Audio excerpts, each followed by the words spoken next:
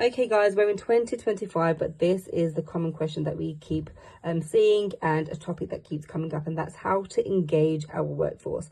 This is a very quick diagram of a few things that you need to try, and if any one of these are missing, you're probably not being effective in trying to engage your workforce. So the very first thing we want to look at is direction, and we're going to fill this in together.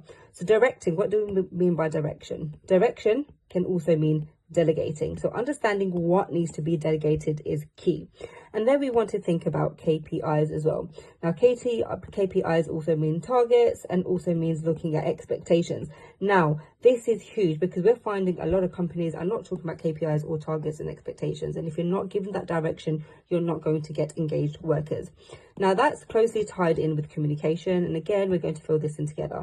Communication should always be two-way, and it should always be effective. That means there's different modes and styles of communication depending on the area that you're talking about, and we'll go into this maybe in another video. That's closely linked to empowering. So empowering your workforce will help them be engaged.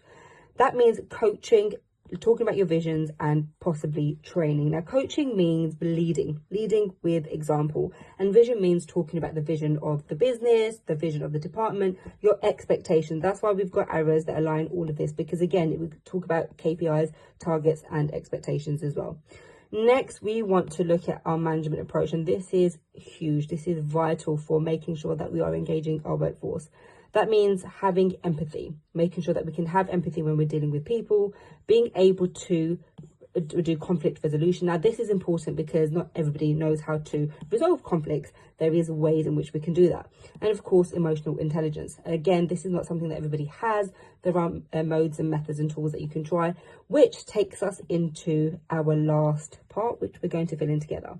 To make sure all of this ties in together, all managers need to undergo management training. Now, if management training is not something that you have thought about before, please make sure that all of your managers undergo management training, because that's the only way to engage your workforce.